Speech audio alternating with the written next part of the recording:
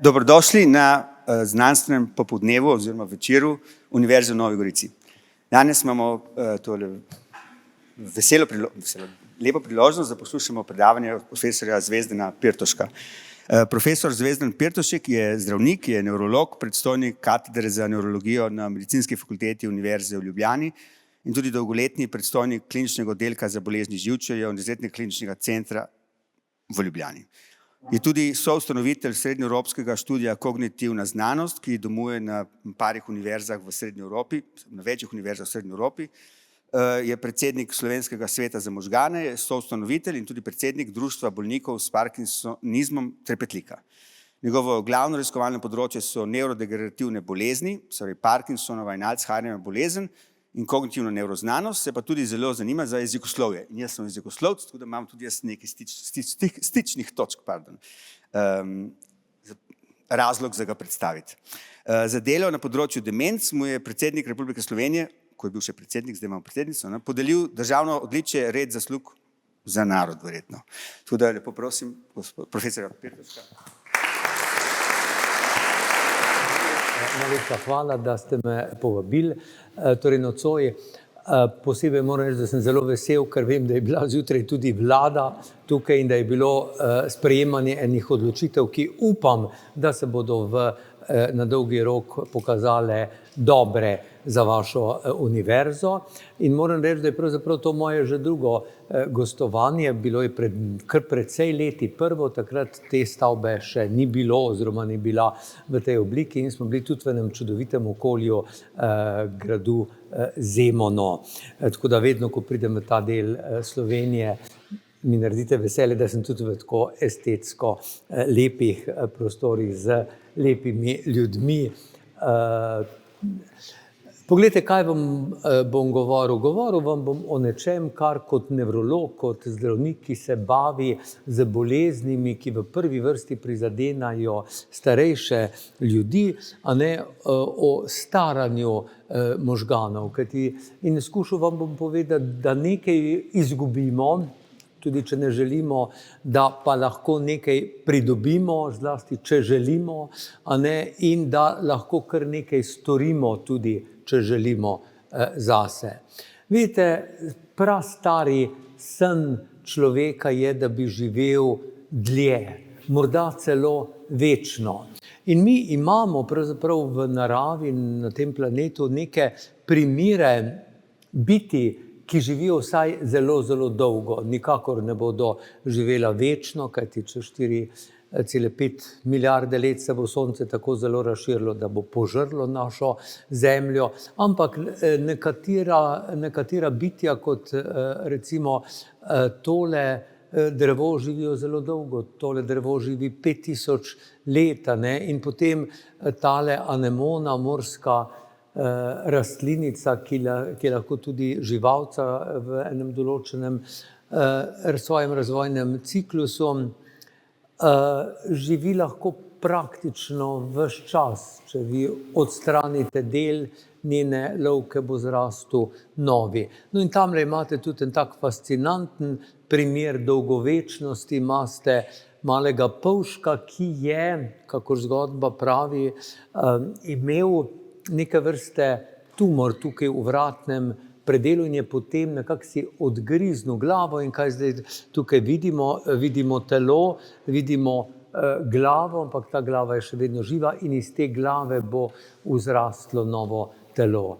Vidite, se pravi, te sanje o večnosti ali vsaj o dolgoživosti, pravzaprav jih lahko sanjamo, kajti v naravi imamo primere nevečnosti, imamo pa primere dolgovečnosti, a ne. Ampak stvar ni tako preprosta. Ne vem, če poznate to antično zgodbo o Titoniusu in Eos. Eos je boginja Zore, grška boginja Zore, ki se je zaljublja potem v prečudovitega Titoniusa in potem zaprosila Zevsa, naj ostane z njo večno Titonius, ne. Ampak pri tem seveda je pozabila eno majhno stvar, ki jo je opazila šele čez desetletje, čez 2 desetletji, čez 3 desetletji, medtem ko je ona, boginja, ostajala mlada in večno lepa, je Titonius mu je bila podarjena večnost, vendar Eo je pozabila zaprositi, da naj se ne stara. In Titonius se je staral in čez 100 let si lahko predstavljate, kakšen je bil, in mentalno in fizično. In na koncu pravzaprav se je potem Eos v usmiljenju odločila, da ga bo spremenila. Spremenila ga je v črička.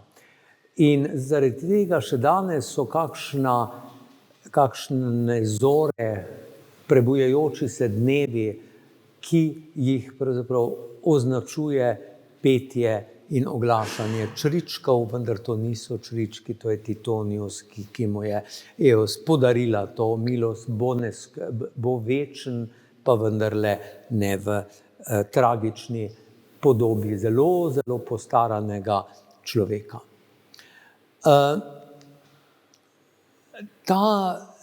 Te sanje o neki mladosti, da se ne bi starali, so čudovite prikazane tudi na tejle Kronachovi sliki. Vir mladosti se imenuje, kjer na levi strani vozijo stare ljudi. Stari ljudje na tej sliki so samo žene, edini, ki je moški, je tale gospod v rdeči obleki, ki je zdravnik in ki preverja, da so to res stare ženske. In poglejte, te dame potem vstopajo v ta bazen, zaplavajo in poglejte, čudo se zgodi, ti se prerodiš v mladem telesu. In tukaj seveda jih čakajo brhki mladeniči, bogato obložene mize in seveda šotori, o katerih samo lahko sumimo, da se dogajajo razne stvari, ki so med mladimi ljudmi. Staranje, zakaj se staramo? Pravzaprav vzroki so neznani. Dve vrste teorije, zakaj se staramo. Eno je to, da pravzaprav gre za programirano staranje. V nas je pravzaprav vložen program nekega trajanja, trajnostni rok. In nekateri pravijo, da pravzaprav gre za nabiranje poškodb. Ne toliko recimo za nek algoritem tega, da potem moraš umreti, ampak poškodbe se kopičijo. Mimogrede, veliko je elementov in ni danes časa ali prostor, da bi vam razlagal mehanizme, zakaj vse se staramo. Recimo ena izmed vzrokov ali mehanizmov staranja je, da vse celice v našem telesu imajo kromosome. Kromosomi, kot veste, so mali delčki, v katere je spakirana naša DNA, naš genetski material. In zdaj, da se iz kromosoma ta genetski material ne bi razsul, je narava naredila kot male kapice na tem kromosomu. Tudi podobno kot vezavke imajo na koncu nekaj plastičnega, da se ne razvežejo.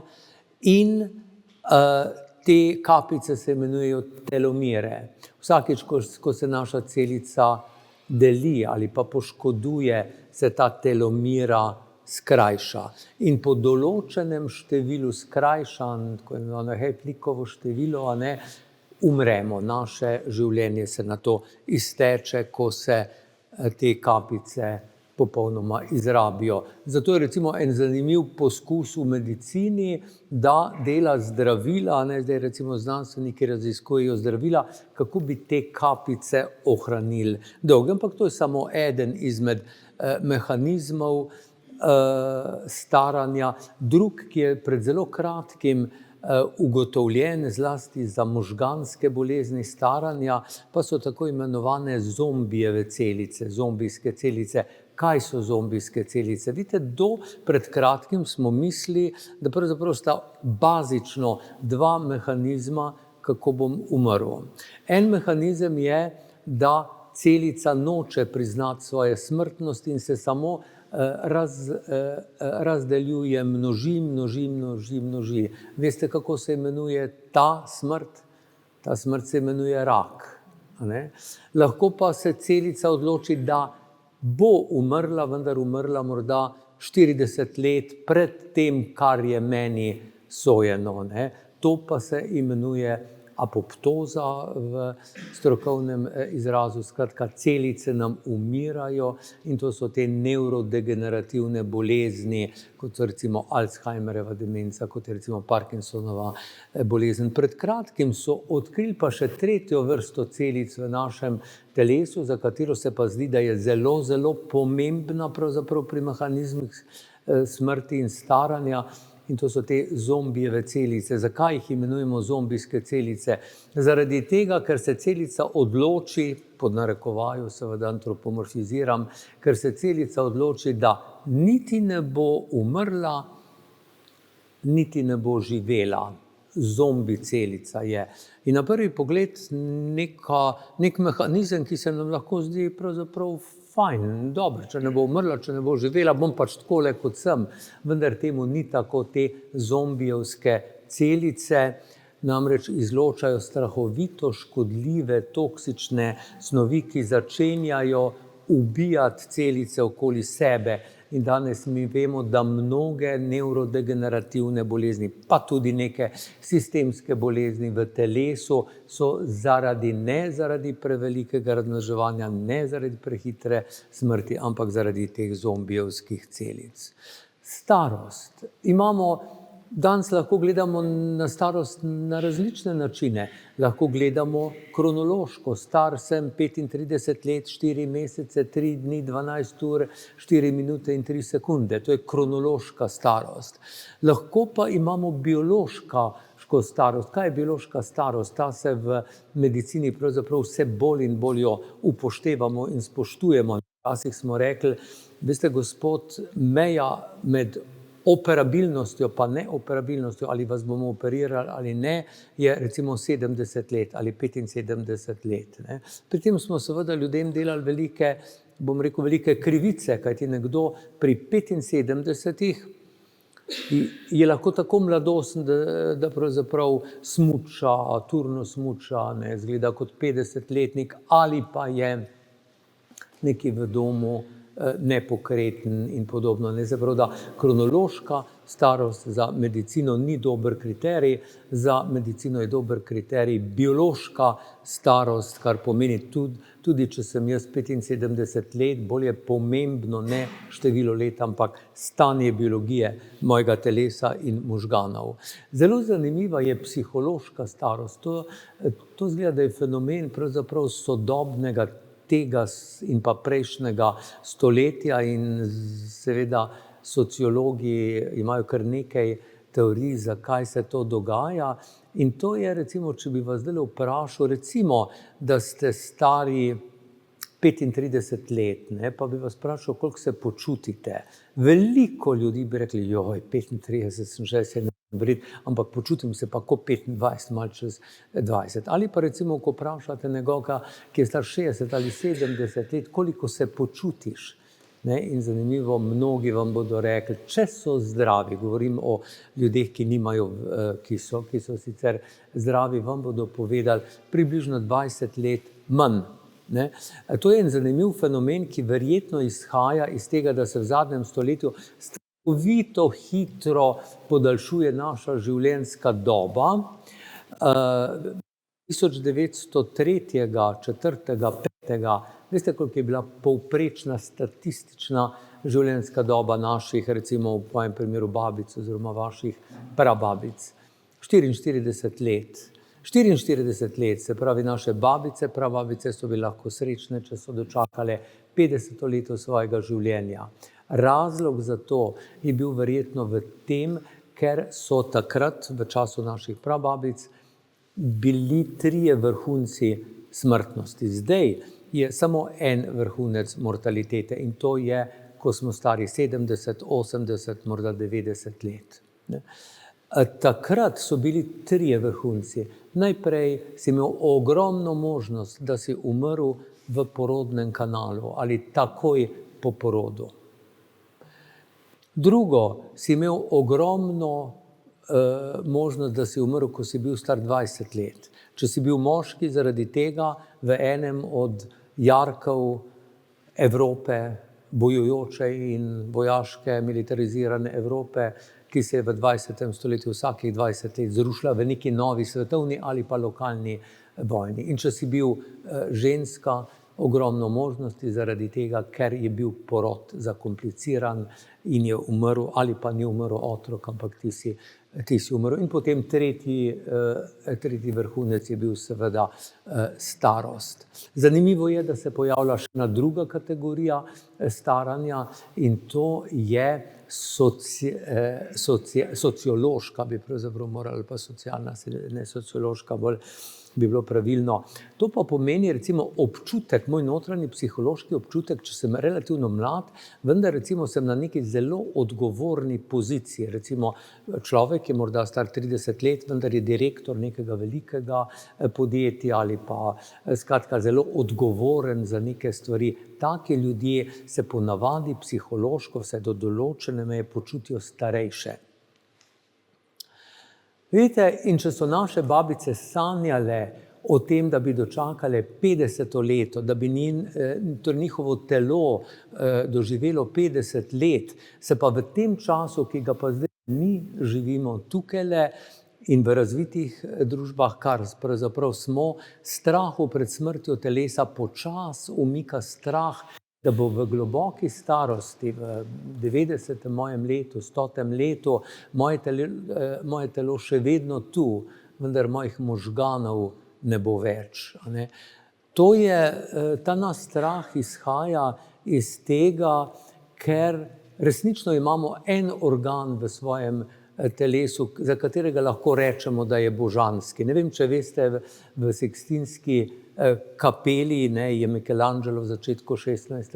stoletja narisal čudovit ciklus stvarjenja sveta in človeka in v soboto, 6. dan, je ustvaril človeka. Ne vem, če veste, da je pravzaprav on Boga zavestno narisal v obliki možganov. To se morda čuje kot neka fantastika in ko je prvič bila izrečena ta teorija, da pravzaprav je v Bogu obdanem z angelu in splahotujočim plaščem, da je to profil možganov, ljudje niso verjeli.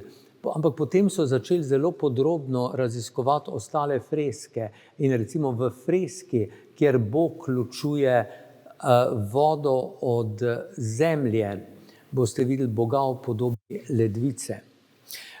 Je ena druga freska, kjer Bog ločuje noč od dneva, kjer boste zrli v Boga takole gor, videli ga boste od spodaj navzgor z nekim vratom, ki je čuden vrat, ki ima golšo, ampak potem, ko zelo natančno pogledate tisti vrat, vidite, da to ni vrat, da to ni golša, ampak je del možganov, ki se imenuje truncus cerebri ali možgansko deblo. Tudi vemo, zakaj je to Michelangelo delal. To je bil čas, še nekaj desetletij manjka do življenja in dela Renéa Descartesa, ki bo ločil dušo od telesa. To pa je še vedno čas, a ne Michelangelo čas, je pa še vedno čas, ko sta duša in telo ena in zabadati nož in rezati telo pomeni, da zabadaš nož in režeš v dušo in cerkev ni naklonjena avtopsijam oziroma obdukcijam. Umetniki in zdravniki delajo obdukcije skrivaj. Zakaj vam to kažem? Zato, ker je očitno Michelangelo nam dal nek statement, nek stavek, misel morda, da če ima človek nekaj božanskega v sebi, je to božansko v možganih. In danes zdravniki zelo dobro razumemo, kako se možgani starajo. Več mehanizmov je, zakaj naši možgani ostarijo. Najprej preprosto nam začenjajo celice izginjevati in se redčiti. Z strokovnim terminom se to imenuje atrofija. In po 40. letu mi vsi izgubimo približno 5% možganskega volumna. Zanimivo je, da med moškimi in ženskami je nekoliko različna dinamika, kateri del možganov postane prej atrofičen. Pri ženskah je to zlasti del za ušesom, tukaj imenuje se hipokampus, ki je močno povezan z spomini, z epizodičnimi spomini, del, ki zelo hitro, ki prvi propade pri Alzheimerjevi demenciji, in je morda to eden izmed razlogov, da imajo ženske več Alzheimerjeve bolezni kot pa moški. Pri moških je hitreje atrofira v starosti tale del, imenujemo ga dorzolateralno prefrontalni korteks ali pa prefrontalna skorja, in ki je povezana predvsem s tem, da jaz znam učinkovito si načrtovati dan, to se imenuje eksekutivna funkcija, a ne. In jaz moram reči, da verjetno zdravniki v ambulantah, vsaj jaz v svojih ambulantah, morda vidim nek odmev tega, veste v čem? Če prvi odide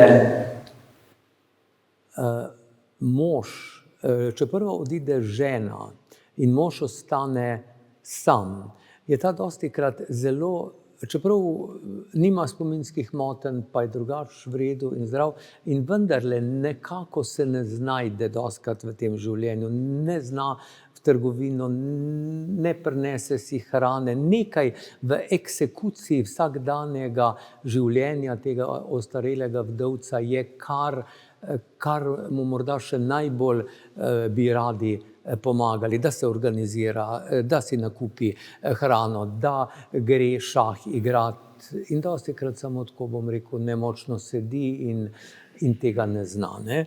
Pri ženskah je to manj pogosto, so organizirane, žalujejo, vendar gredo do svojih vnukov, čuvajo svoje vnuke, same si kuhajo, recimo, a ne. Je pa, kot sem rekel, Alzheimerjeva bolezen pogostejša. Se pravi, vidite, propadajo nam te možganske celice, vse manj jih je, zaradi tega nam fiziološko nekoliko se upočasni miselna aktivnost. Nič nismo več sposobni tega multitaskinga, več opravilnosti, ki je sam po sebi iluzija. Mi ne moremo delati 4 stvari skupaj, lahko pa zelo mladi možgani, recimo možgani 20 let, zelo hitro prehajajo iz A na B, iz B na C, iz C na A, iz A na F in tako naprej. In se zdi, da mi imamo več opravilnostno sposobnost. Če zavrtimo naše lastno življenje 40 let naprej, bomo videli, da pravzaprav še vedno lahko delamo 4 stvari, vendar ne navidezno hkrati. In zelo zdravo in dobro je, da se recimo to priznamo in da ne skušamo nekih več opravilnosti, ker bomo nesrečni. Tudi gibanje torej bolj okorno in zaznavanje, recimo vidno zaznavanje zelo kompleksnih situacij, ki so lahko na avtocestah, je tudi nekoliko slabše. Oslabi nam prekrvavitev in dobimo bolj krhko žilje. A veste, da je približno tretjina možganov je vezana na žilje in pravzaprav vse te funkcije, ki jih imamo za strogo možganske funkcije, so povezane z krvjo, zato bo ena taka dobra maksima, če želiš poskrbeti za svoje možgane, potem poskrbi za svoje srce in za svoje žilje. Zaradi slabe prekrvavitve bo prišlo do demence, do možganske kapi, do sladkorne bolezni, do zvišanega krvnega pritiska. Vidite, naši možgani se na nek način, če spet antropomorfiziram, malo zavedajo, kako dragocen, kako božanski organ so. In zaradi tega so zaščiteni na več načinov. Eden najbolj očiten način je, da so verjetno edini organ, ki je tako skrbno skrit v popolnoma koščeni kamrici, do katere praktično nimaš vstopa, ne. Vendar poleg tega imajo eno posebno opno, imenujemo jo krvno-možganska bariera. Če jaz naredim nekaj slabega s svojim telesom, pojem nekaj, kar ni dobro, dobim neke toksine v krvi, morda neke bakterije ali pa kaj takega, ne, potem je veliko možnosti, da se bodo moji možgani zaščitili in preko te krvno-možganske bariere slabe stvari v moje božanske možgane ne morejo priti. Vendar s časoma se ta opna razpira, vse bolj razprta je in vse več in več toksičnih snovi, ki jim ni mesta v možganih, prihaja, in to je pravzaprav osnova potem tudi nevrodegenerativnih bolezni, kot so recimo Alzheimerjeva bolezen ali Parkinsonova, da meni v možgane prihajajo recimo temu hudobne beljakovine in mi dušijo celice. To rdeče, se z leti vidi, kako vse več in več teh podnarekovajo morda smeti ali hudobnih beljakovin, disfunkcionalnih beljakovin je v mojih možganih. Poleg tega so naši možgani vse življenje funkcionirajo. Veste, v možganih gre za neko čudovito simfonijo elektrike in biokemije. Po živčevju se informacije z brzino do 120 metrov na sekundo pretakajo informacije. Živci ni popolnoma stika med njimi, ampak je en mali prostor, imenujemo ga sinapsa, kjer pa elektrika obstane. In ta elektrika se mora pretvoriti v biokemijo, v jezik kemije, zato da dopotuje do naslednjega nevrona in da ga vzburi. Ta biokemija je pravzaprav v obliki nekih tekočinic, nekatere med njimi se imenujejo nevrotransmiterji, morda so vam znana imena, kot so dopamin, kot so serotonin, kot so acetilholin, kot so noradrenalin. In recimo, če bomo imeli znižan acetilholin, bomo dober kandidat za Alzheimerjevo demenco. Če bomo imeli znižan serotonin, bomo dober kandidat za depresijo. Če bomo imeli znižan dopamin, bomo dober kandidat za Parkinsonovo bolezen, ne. Tako da, na starost je treba pač priznati, in to vzeti kot del paketa, ki tega ponudi življenje, smo manj gibljivi, imamo nekoliko oslabljen vid in sluh in imamo miselno upočasnitev. Pa vendarle, vidite, ko jaz rečem, morda slabši spomin, je to neka nedopustna generalizacija, kajti recimo spominov je veliko. Če znova zelo poenostavim, recimo med temi spomini, ki jih je veliko, imamo tudi nekaj, kar se imenuje epizodični spomin in semantični spomin. Po našem 40. letu, 50. letu nam bo počasi, tudi fiziološko, to nič ne pomeni demence, ampak nam bo oslabel epizodični spomin. Recimo, če vas jaz vprašam, pa dvignite roko, koliko od vas se spominja, kaj je jedlo za kosilo pred 3 dnevi? Dvignite roko. Koliko od vas se spominja kosilo pred 3 dnevi? Ja, tako je, vidite, približno pol, približno pol. Ampak zakaj sem vam to rekel? Zato, ker to je primer za epizodični spomin, ne? Če pa bi vas vprašal nekaj drugega, kar pa se imenuje semantični spomin, bi vas pa povprašal, in tukaj, verjemite mi, bodo praktično vse roke gor. Zdajle, kdo ve, kaj pomeni izraz savana? Dvignite roko. Vidite, vse roke so gor. Kdo ve, kaj je glavno mesto Francije? Ali pa Grčije, recimo. Tako, vidite, vse roke so bile gor. In tu je prvo eno zanimivo sporočilo, da seveda malo bomo izgubljali ta epizodični spomin, ne preveč, če nimamo demence, vendar, če živimo na nek določen način, si lahko izjemno še v globoko starost krepimo semantični spomin. Semantični spomin v svojem 70. ali 80. letu je lahko dosti višji, kot pa je recimo v 40. letu življenja, ne. govor in jezik se tudi skozi desetletja presenetljivo dobro ohranjata, čeprav tam nekje po 70. se nam bo zgodilo, da imam nekaj na koncu jezika, pa ne morem povedati, ali pa zdajle se ne spomnim, kako se reče, kako se imenuje tista soseda z 3. nadstropja, ko so otroci skupaj v šolo, ampak potem se ponavadi kasneje spomnim.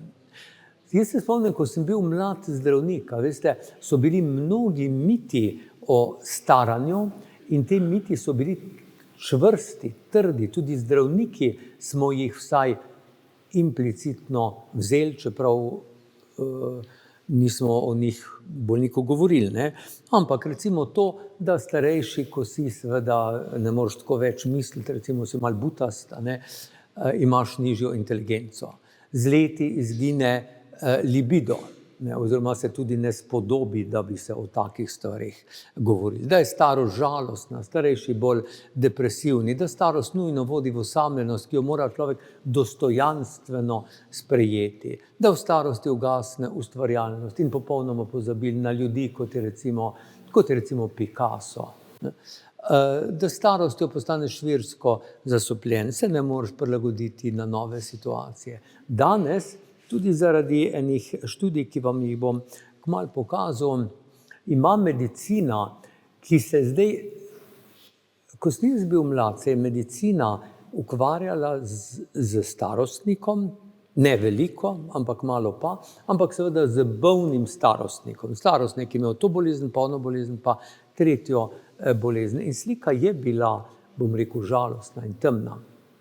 Danes se medicina z radostjo in začudenjem opazuje, kako nekateri ljudje živijo 100 let in preko 100 let in so neverjetno zdravi in čili, in jih preučuje. In danes mi dobro vemo, da motnje, tudi kognitivne, niso neizogibne, da 25% preiskovancev pri 70 letih lahko rešuje kognitivne naloge tako uspešno kot povprečen 20-letnik, nekoliko počasneje časovno, vendar je možno, da imamo skupino starejših, ki se starajo super uspešno in so naši veliki učitelji, vam bom pokazal jih, da nekaj, kar je čudovita novica za vse nas in pa posebej pa za medicino in za bolne ljudi je, ko sem jaz bil študent, bi bila absolutno nesprejemljiva že sama misel, kaj šele, da bi to profesor na izpitu rekel, da v možganih nastajajo nove celice in da se te nove celice med seboj iščejo in skušajo stopiti v stik druga z drugo. Danes to vemo, da vsaj na 3 mestih v možganih se rojevajo nove celice. Pričemer, to se imenuje neuroneogeneza in skušajo formirati se dotakniti druge. Kaj ti takrat, ko se dotakneta, ko spostavita stik 2 celici, sem se naučil recimo ene nove francoske besede. Ko se drugi 2 dotakneta, sem se naučil enega koraka pri tangu. Ko se tretji 2 dotakneta, si mentalno točno predstavljam pot od železniške postaje do univerze, recimo. Ta neuroneogeneza in nove povezave, ta neuroplastičnost je eno čudovito darilo, ki je dano otroku, pravzaprav samo že s tem, da otrok je tam. In ta otrok kot goba srka vse in potem na koncu dneva začudeno vidimo, kako izreka neke besede ali pa dela nekaj, kar sploh nismo vedeli, da nas je opazoval. In to, se pravi, otrok samo mora biti in njegovi možgani se povezujejo in celice se rojevajo in tako naprej. Vendar mi danes vemo, da tudi v 80. letu ti lahko sprožiš procese neuroplastičnosti in neuroneogeneze, vendar mora za to trdo delati. In trdo delati je organizirati svoje življenje, živeti stil življenja, ki to omogoča. Vidite, različne civilizacije, različne religije pravzaprav imajo svoja gledanja na starost. Recimo v hinduizmu imajo 4 obdobja, najprej, ko si učenec, potem, ko si samozavestni hišni gospodar, potem, ko se moraš malo umakniti drugim generacijam in si pravzaprav gozdovnik, in potem v zelo stari starosti dosežeš en sanjasi, odpoved svetu. Kaj to pomeni? Da takrat se moraš odpovedati veliko stvarem in na vrhu tega seznama je religija, tako da morajo simbolično sežgati eno kopijo teh ved in na to si mora religijo človek sam ali pa ne. Torej izgraditi in ne več iskati stvari tega sveta, ampak izkušnjo tega sveta. Vidite, kako zanimiv pogled na staranje. Kako dolgo pa lahko živimo? Seveda nas stara zaveza uči, da se da živeti kot Metuzalem ali kot Abraham in tako naprej, 900 let recimo. To sodobnemu človeku ni dano in strokovnjaki se nekako na 2 skupini delijo, kako dolgo lahko živimo. Eni bi rekli, da če nam bo tehnologija naklonjena in bo medicina zelo hitro sprejemala te skratka vse pridobiti, da lahko živimo pravzaprav v neskončnost. Druga, bolj realistična skupina pravi, da je naš rok trajanja približno od 130 do 150 let. Tole je najstarejša Zemljanka, 21 let in v svojem 121. letu živela je 123 let. In potem sem vam povedal, da pravzaprav medicina spoznava, da nekateri stari ljudje čudovito in dolgo živijo brez bolezni, nekatere tukaj prepoznate. In to je ta ista Jean Calment v 122. letu za svojo cigareto, z kozarčkom, kar se meni ne zdi ravno sojino mleko. Ampak vidite, lahko. In zdaj se študije v veliki meri, zato da bi tudi jaz živel dolgo in zdravo, obračajo pravzaprav k tem ljudem in študirajo te ljudi. Vidite, in en tak dober učni model so modre cone. Modre cone formalno je 5 območij na svetu, ampak jih je veliko več, kjer je veliko stoletnikov, kjer je manj kroničnih bolezni. To so recimo tele, ena je v Italiji, ena je na Japonskem, ena je v Grčiji, Ikarija, ena je v Kostariki, ena je v Kaliforniji. In potem zdaj študirajo te lokalne populacije, zakaj oni lahko živijo do 100 let.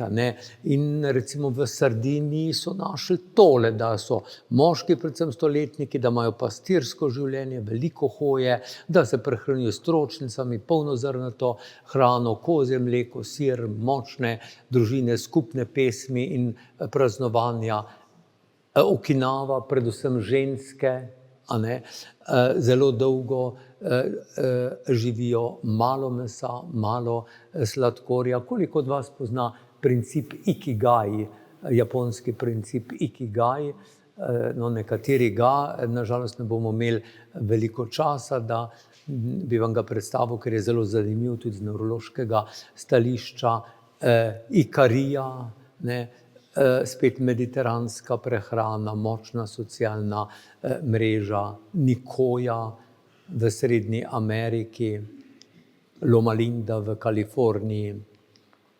In potem je nekaj skupnih značilnosti, ko skušajo študije ugotavljati, kaj pa je skupnega. In skupno je to, da pravzaprav imajo veliko lokalno pridelane hrane iz svojih polij. Skoraj vsa so ob morju, tako da tukaj not so vključene tudi ribe, vendar v glavnem rastlinska prehrana, telesna aktivnost vsak dan, vendar ti ljudje ne hodijo v gym, v telovadnico, ampak recimo, ko jim koza pobegne na tisle hrib, tam je treba seveda tudi pri 95 letih za kozo leteti in jo skušati uloviti.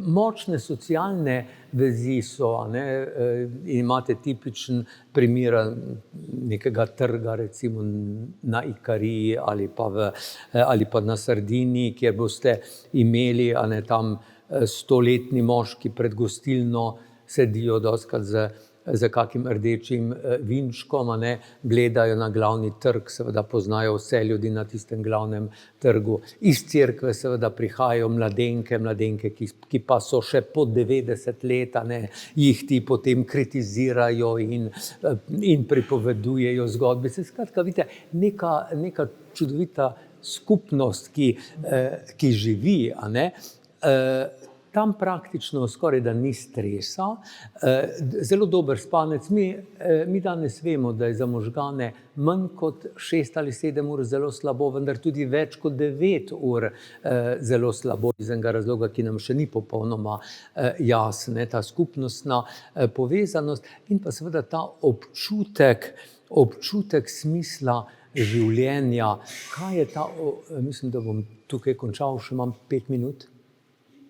Ja, ta občutek smisla življenja, to je morda celo največje med študijami, veste, seveda vedeli smo, že vnaprej smo čutili, da verjetno bo močno pozitivna v teh študijah korelacija med recimo dolgoživostjo in mediteransko prehrano, pa med gibanjem, pa med socialno skupnostjo, pa med tudi duhovnimi praksami. To ne pomeni nujno ravno, lahko je molitev, lahko je joga, lahko je čudovit sprehod v gozdu, to pač vsak človek ima neko svojo prakso.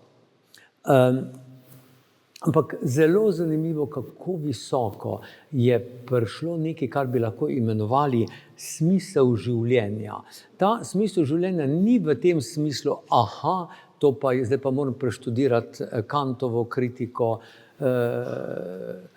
ali kaj drugega. Ne, to je treba, tista koza, ki je včeraj zbežala gor na hrib, je polomila še ograjo in danes moram jaz popraviti tole ograjo.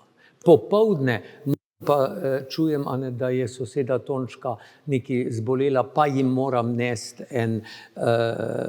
eno skledico fig ali pa nekaj. Veste, to je ta male teorije smisla življenja. V enem psihoterapevtsko-filozofskem smislu, recimo, se človek Frankl je z tem veliko ukvarjal. No, ampak recimo do nekake japonske, dosti tipične, torej Japonci dostikrat to nekako res strukturira in tako naprej. Ta ikigai, ki je kot nek smisel, kaj oni pravijo, da gre za neko križišče 4 življenjskih področij, kjer se srečata notranja motivacija pa zunanje potrebe sveta. In da pravzaprav ta ikigai, ne populariziram ga, samo želim vam povedati, kako so različni ti pristopi k smislu življenja. Da je zelo dobro, da delaš nekaj, kar ljubiš, nekaj, v čemer si dober, nekaj, kar ta svet potrebuje, tisto, za kar si tudi lahko plačan ali nagrajen. In potem na presečiščih teh krogov nastaja tole, kar vidite, in v sredini je ikigai, popolno ravnovesje med notranjim in zunanjim življenjem. Seveda, tukaj je veliko besede tudi o delu, skratka, da delam to, kar imam rad, da delam to, kar svet potrebuje, da delam to, za kar sem plačan. V starosti se pojavlja vprašanje, pa kaj pa je potem ikigai v starosti, ko morda jaz ne morem delati, ko nimam poklica. In pravzaprav ikigai v starosti ni vprašanje, kaj še lahko dosežem, ampak kako lahko jaz še vedno dajem. In tukaj se zaključi tisti krog, veste, da če v življenju dajemo, da ponavadi veliko več tudi dobimo potem. No in recimo, ne vem, če bi pogledali gospo Marijo iz Vipavske doline, mogoče enega 74.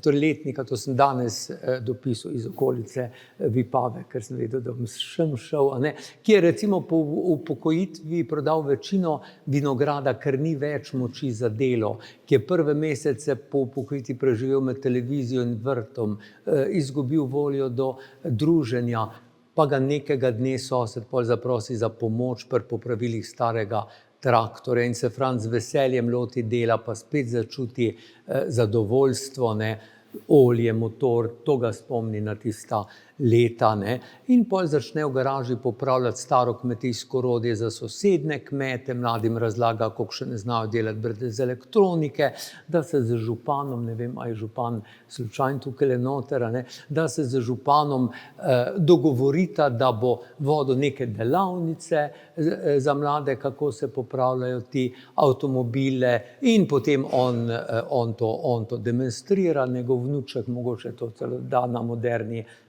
TikTok, ali kako se imenuje, YouTube ali kaj, Vidite, skratka, to, kar vendarle tudi ta starejši človek lahko najde, če mu družba pomaga, pa če je dovolj, da najde nekaj, kar ljubi. V Francovem primeru je bilo to delo z rokami, von polja, tisto, v čemer si dober, v čemer si celo življenje bil dober, tisto, kar svet potrebuje, ker na ta način smo nekako notranje nagrajeni, pa tisto, za kar si nagrajen. In zdaj, če zadnji slajd dam,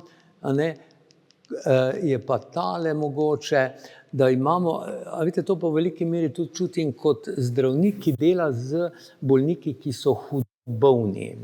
In moje zadnje sporočilo bi bilo to, da dostikrat vidim ljudi, ki pravzaprav so tako žalostni in nesrečni zaradi svoje usode in jo preklinjajo, in zunanji opazovalec lahko razume, zakaj jo preklinjajo, ker imajo tako in tako bolezen, recimo, ali pa ker jim je partner umrl, ali pa zaradi tega. In to je potem ta odium fati, ko pravzaprav sovražim svojo lastno pot in svojo lastno usodo. Lahko pa, in tukaj jaz moram reči, da pravzaprav vidim tudi pri ljudeh, ki so starejši, pa ki imajo težko bolezen. Recimo, če vendarle imajo radi sebe in svojo pot in svojo usodo, kakršnakoli že je, saj v življenju spreminjamo tisto, kar lahko spremenimo, v času pa kakšne stvari, ki jih ne moremo. In takrat je treba pravzaprav imeti in sebe rad in svojo usodo rad, amor fati. Hvala lepa za vašo pozornost.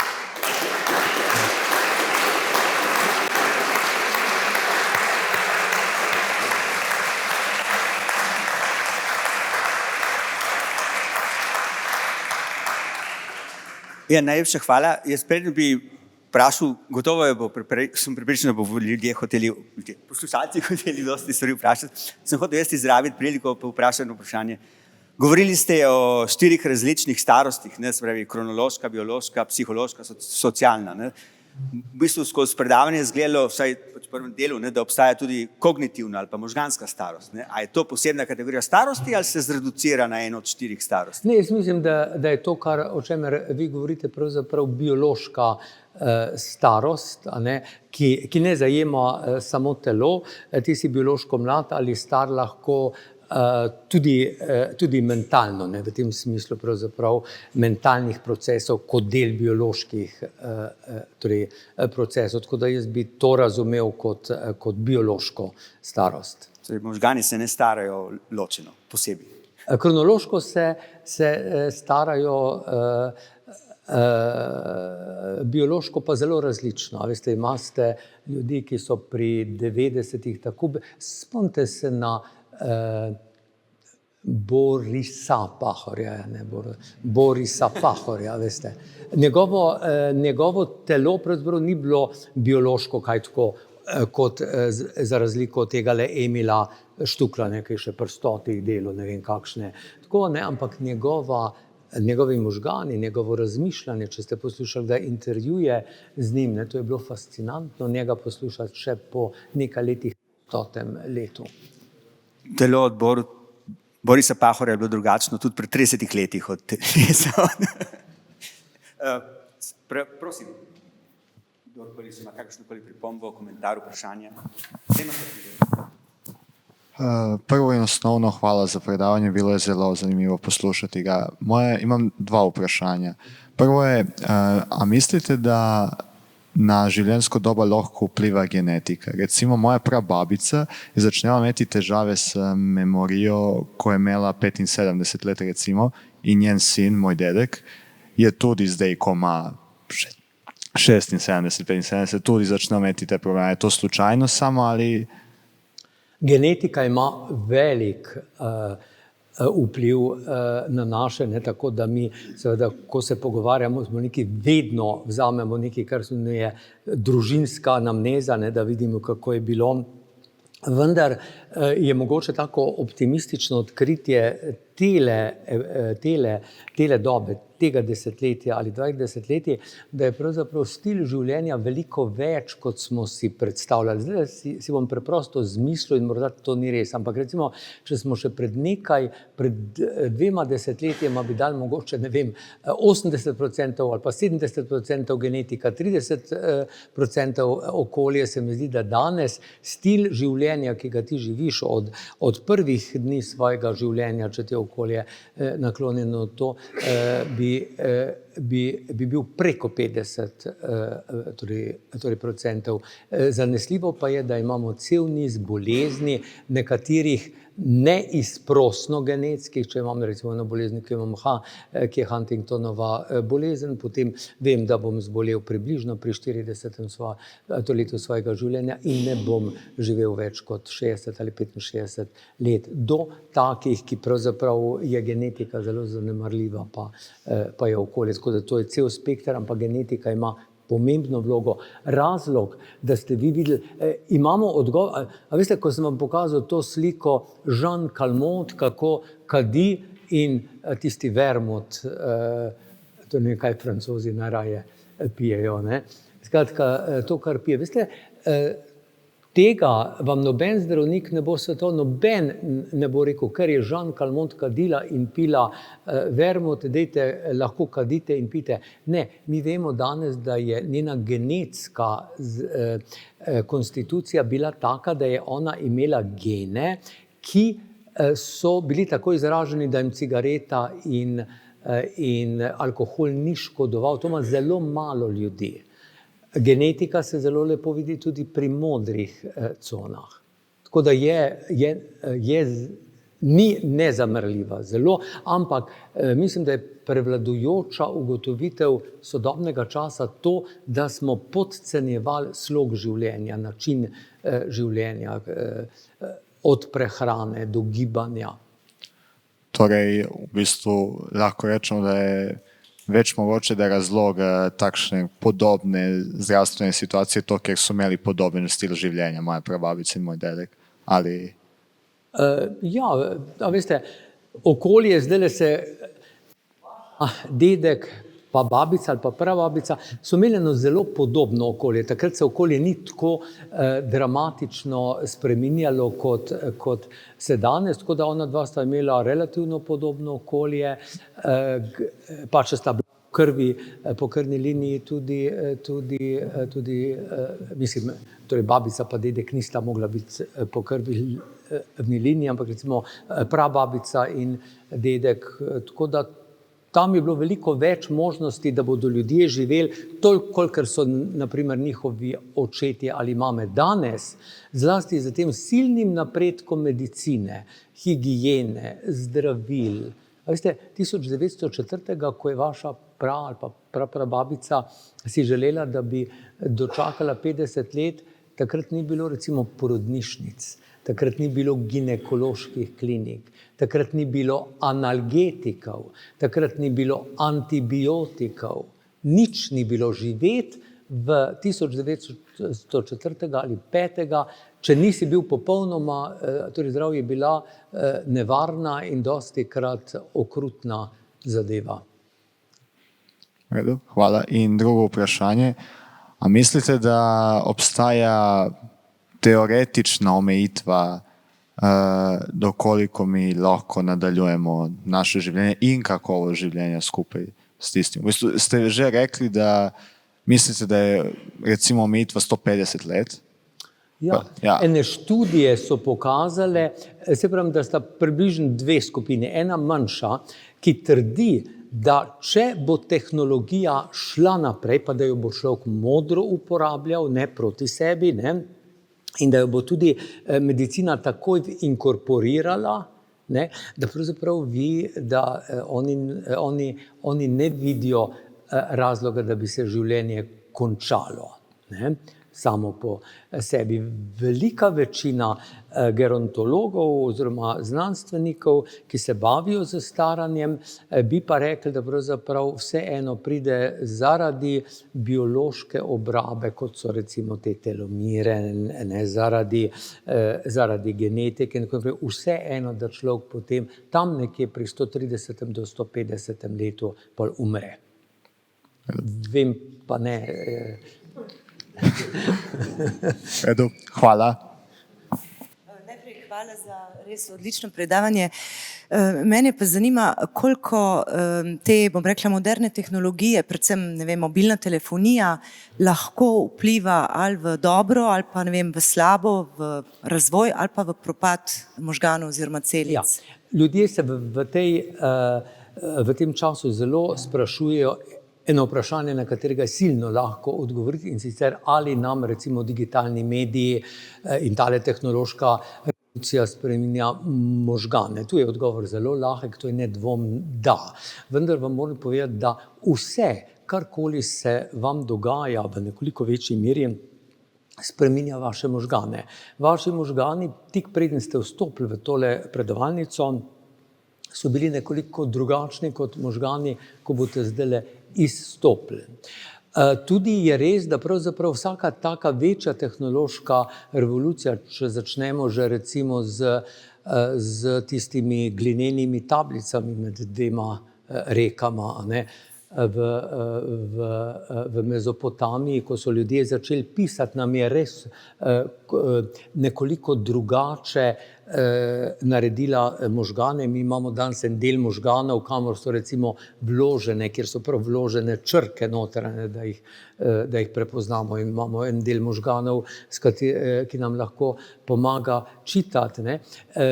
Da ne govorim o tehnološki revoluciji, recimo Gutenberga, ki je naenkrat tudi najbolj zadnjemu kmetu dal lahko v roko knjige, ali pa železnice. Zadnji sem čital neko malo knjižico, kako strašne napovedi so bile, kaj bo železnica, ki bo pripuhala v Ljubljano, uničila ta svet, ne. In vedno je bilo tako, da se mi zdi, da je starejša generacija imela nekoliko bolj zadržan, recimo konzervativno stališče, mlajša želela to odkrivati. In recimo Sokrat je bil človek, ki ni nikoli zapisal ene same besede in je tudi rekel, če boste vi dajali svoje misli na kamen ali na papirus, potem bo glava ostala prazna. In te misli je silno vneto zapisoval Platon, ki pa je napisal tone knjig. Vidite, 2 generaciji sta, ne. Res pa je, in tako da jaz bi rekel, da vsaka tehnološka revolucija doslej je imela ta 2 scenarija, scenarij starejše generacije, scenarij mlajše generacije, v glavnem so se pokazale dobre. Zakaj pa je tale, res se strinjam z vami, zakaj se ob tej prvič nevrologi sprašujemo, da ni tukaj not ena velika nevarnost, ne? In sicer, veste, v čem bi bila velika nevarnost? V spreminjanju tistega dela možganov, imenuje se mezokortikolimbični sistem, ki je povezan z nagrajevanjem in z nekim zadovoljstvom, posledično tudi z odvisnostjo.